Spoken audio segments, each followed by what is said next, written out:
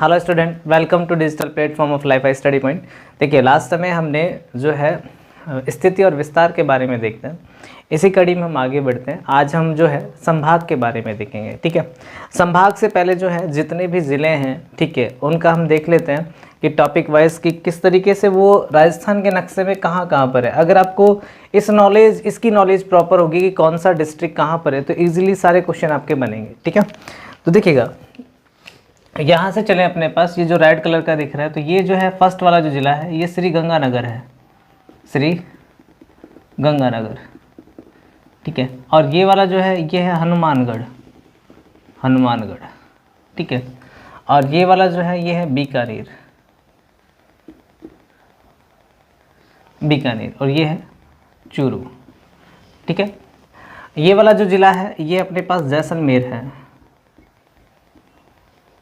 जैसलमेर। ये वाला ज़िला जो है ये है बाड़मेर।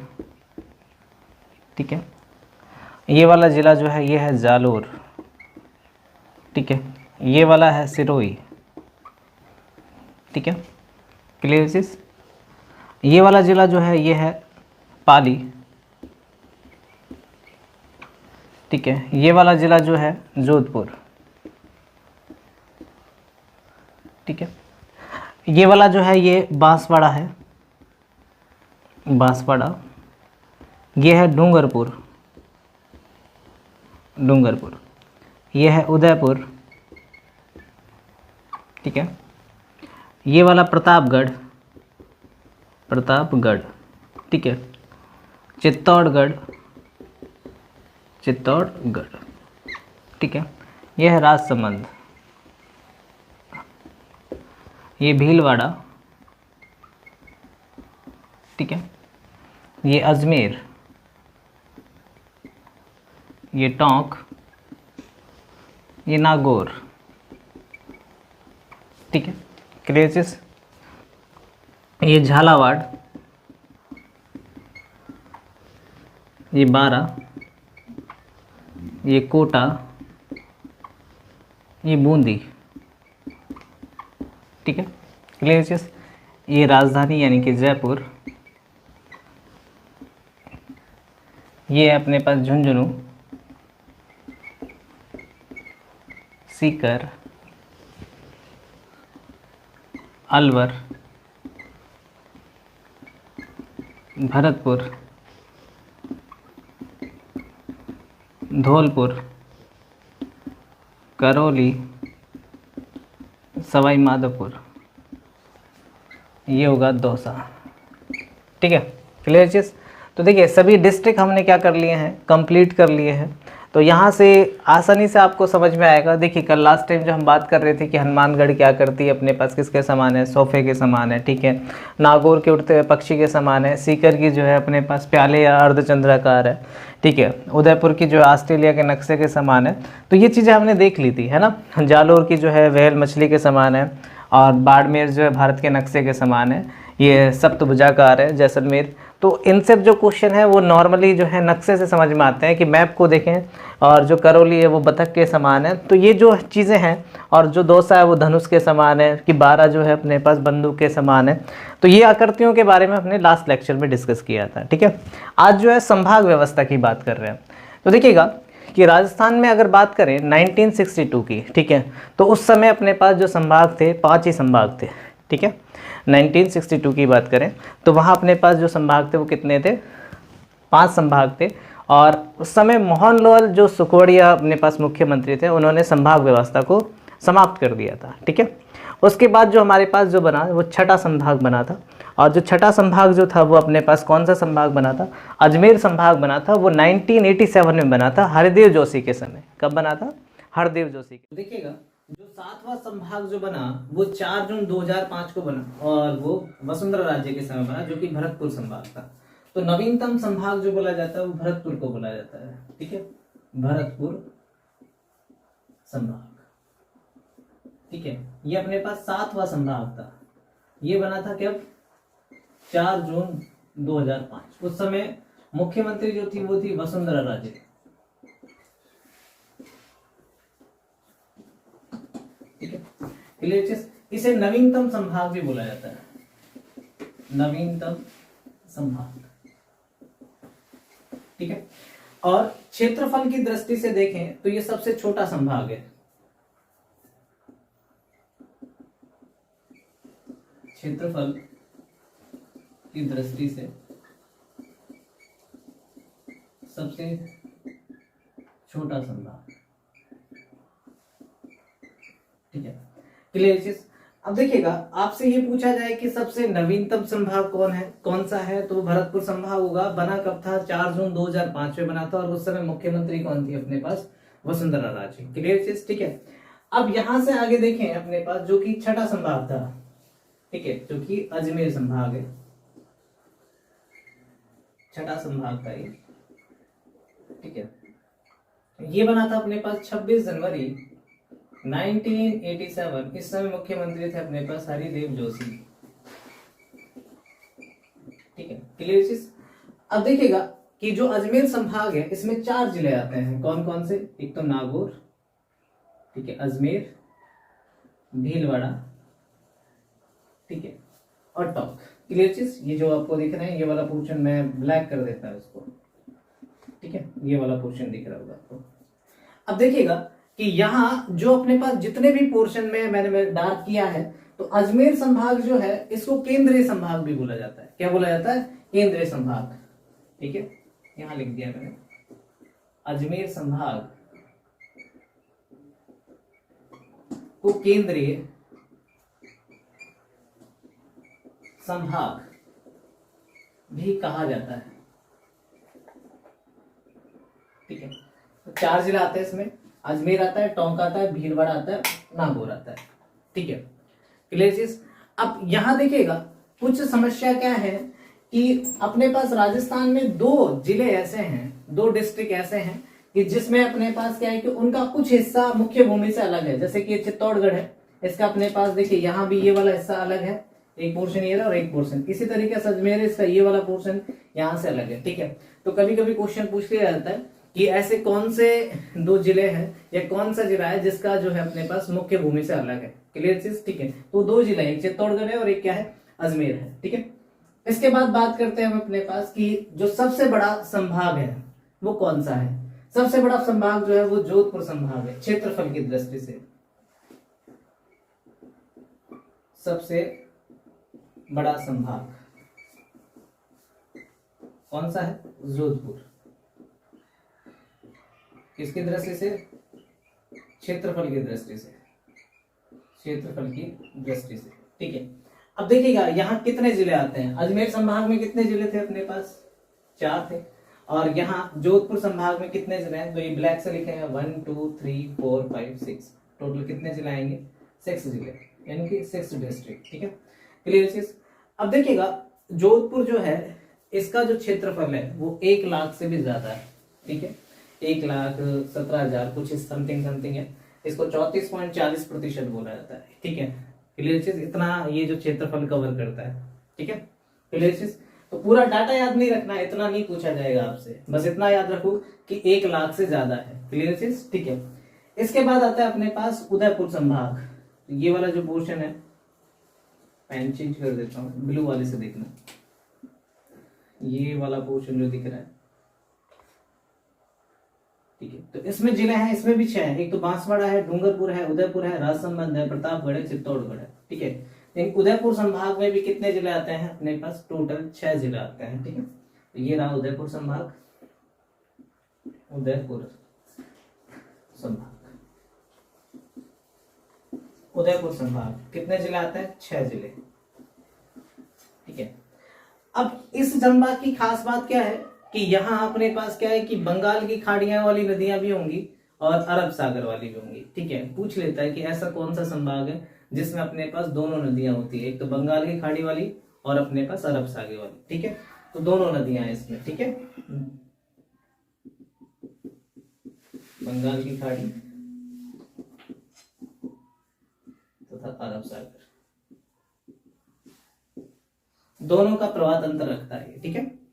अब यहां से चले अपने पास ये वाला संभाग जो है ये कोटा संभाग है। कौन सा है? कोटा संभाग, कोटा संभाग, ठीक है।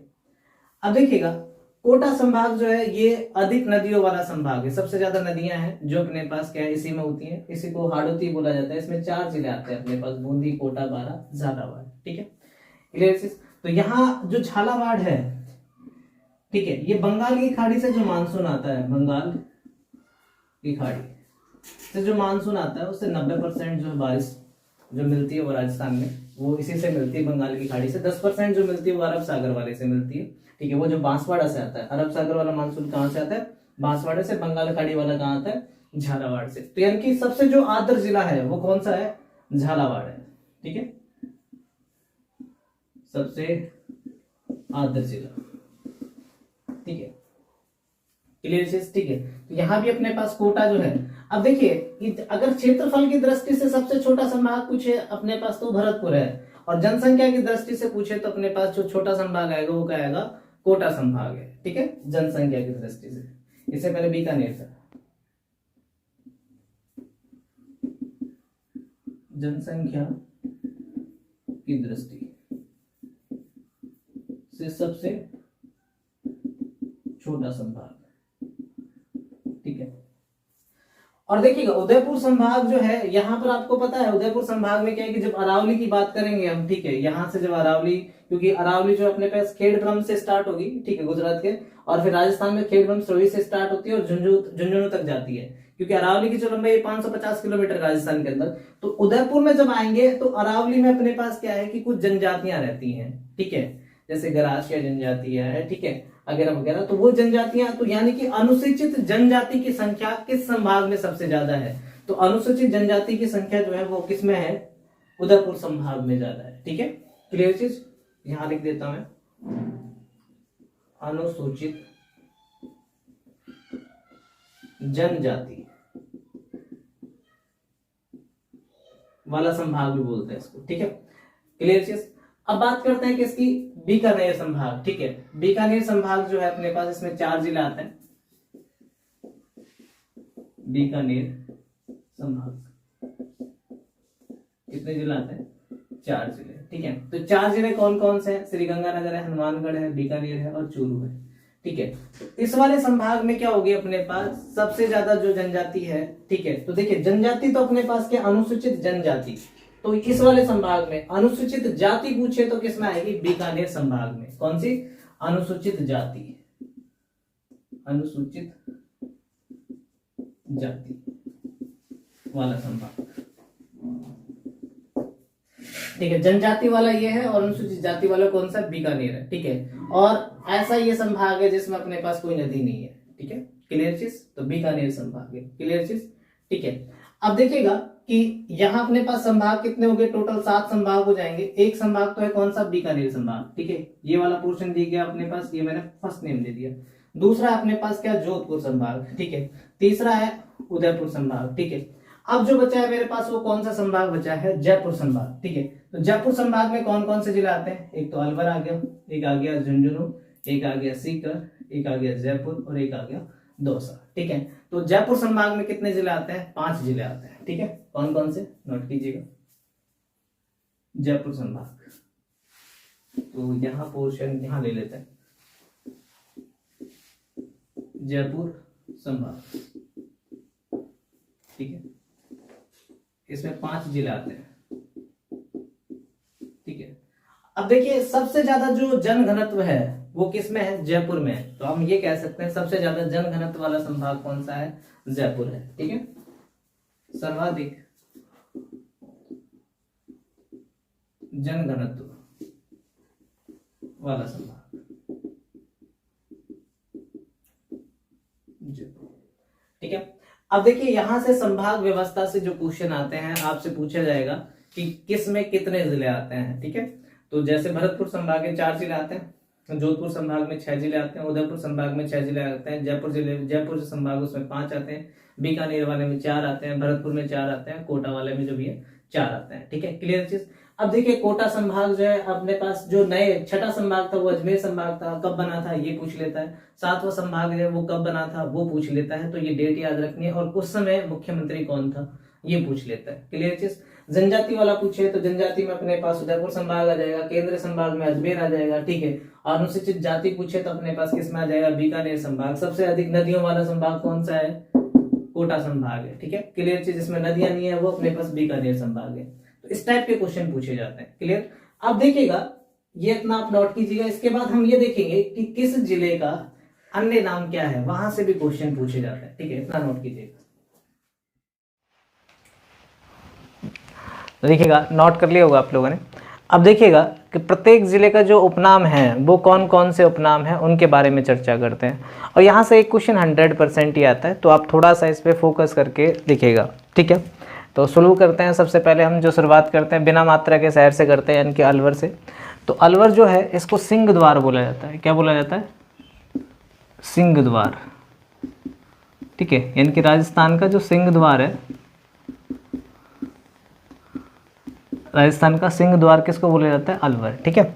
सेकंड पॉइंट ये है कि यहाँ सबसे ज़्यादा जो है शराब बनती है, ठीक है। तो इसलिए इसको क्या बोला जाता है, राजस्थान का स्कॉटलैंड भी बोला जाता है, ठीक है। स्कॉटलैंड, राजस्थान का स्कॉटलैंड, ठीक है। क्लियर चीज। अब देखिएगा कि एग्जामिनर के पास ये तरीका बहुत अच्छे तरीके से आता है कि आप लोगों ने जो क्रैम किया होता है, रट रखा होता है ना, उसके साथ ही वो खेलता है। अगर क्वेश्चन में ये पूछा जाए राजस्थान का सिंह द्वार तो अलवर आएगा, लेकिन राजस्थान के पूर्वी सिंह द्वार तो वो कौन सा होता है, भरतपुर होता है। कौन सा होता है, भरतपुर। तो इसके साथ हम भरतपुर को भी देख लेते हैं। राजस्थान का पूर्वी सिंह द्वार, ठीक है। अगर पूर्वी लिखा आ जाए तो अपने पास क्या आ जाएगा, राजस्थान का पूर्वी सिंह द्वार कौन सा होता है, भरतपुर होता है, ठीक है। इसके अलावा अगर बात करें हम, ठीक, जो भरतपुर है इसको राजस्थान का प्रवेश द्वार भी बोलते हैं। क्या बोलते हैं, राजस्थान का प्रवेश द्वार। राजस्थान का प्रवेश द्वार, ठीक है। क्लियर चीज। और पहले भरतपुर जो है इसको बोला जाता था सूरसैन। क्या बोला जाता था, सूरसैन, ठीक है। और अलवर जो था अपने पास वो मत्स्य जनपद का पार्ट था, इसलिए इसको मत्स्य नगर भी बोला जाता था, ठीक है। क्लियर चीज। अब देखिएगा, इधर से बात करें तो यह है बीकानेर, और बीकानेर को बोला जाता है अपने पास ऊन का घर, ऊन का घर, या फिर इसे क्या बोला जाता है, राती घाटी, राती घाटी, ठीक है। इसके बाद है श्री गंगानगर, ठीक है। श्री गंगानगर जो है इसे राजस्थान का अन्नागार बोला जाता है, राजस्थान का अन्नागार, ठीक है।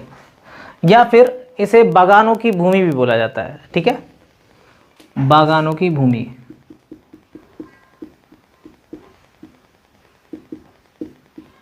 ठीक है। हनुमानगढ़ की बात करें, इसे बोला जाता है फलों की टोकरी, ठीक है। क्या बोला जाता है, फलों की टोकरी,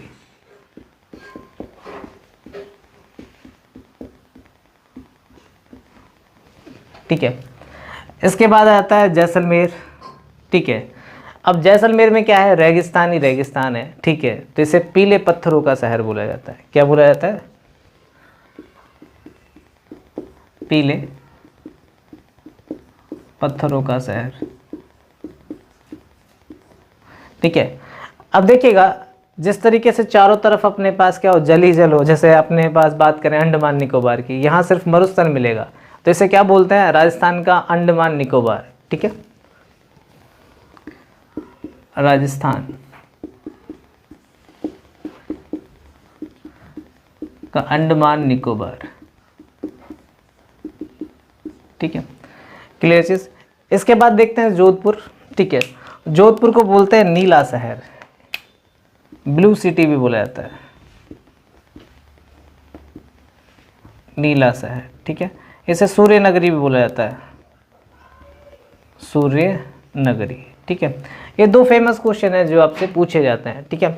अन्य नाम भी बहुत सारे हैं, लेकिन हम जो फेमस हैं, जो एग्जाम में आपके डायरेक्ट पूछ सकता है, तो इसलिए उन पे चर्चा कर रहे हैं, ठीक है। क्लियर चीज। अब देखिए, राजस्थान का जो मैनचेस्टर है वह है भीलवाड़ा, राजस्थान का मैनचेस्टर, चेस्टर, ठीक है, या टेक्सटाइल सिटी,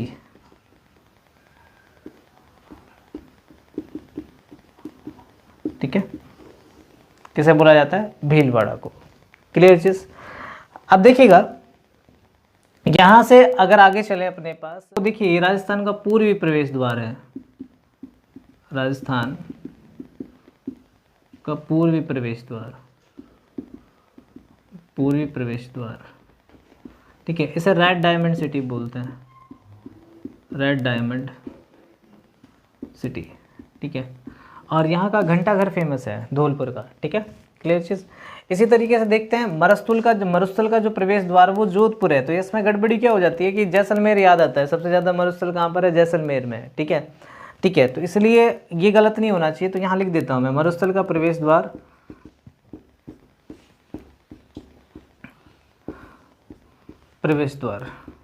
ठीक है, किसको कहते हैं, जोधपुर को ही कहते हैं।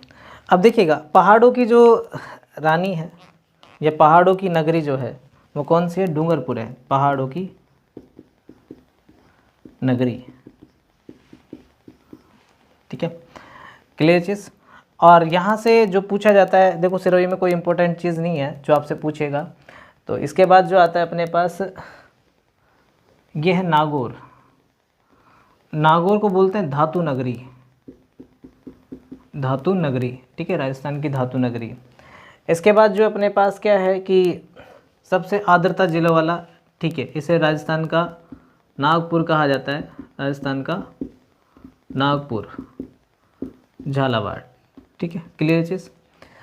अब देखिएगा इसके बाद अजमेर है, अजमेर को बोला जाता है अंडों की टोकरी, अंडों की टोकरी, क्योंकि मुर्गी पालन होता है यहाँ पर, तो जो सबसे ज़्यादा अंडे होते हैं तो यहीं पर होते हैं, ठीक है। टोंक को बोलते हैं अपने पास नवाबों की नगरी,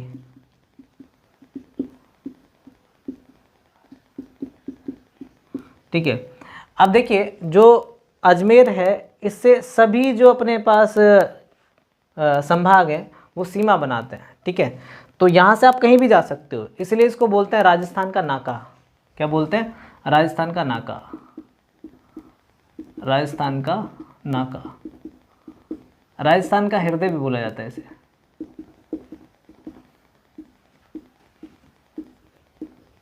ठीक है, क्लियर चीज।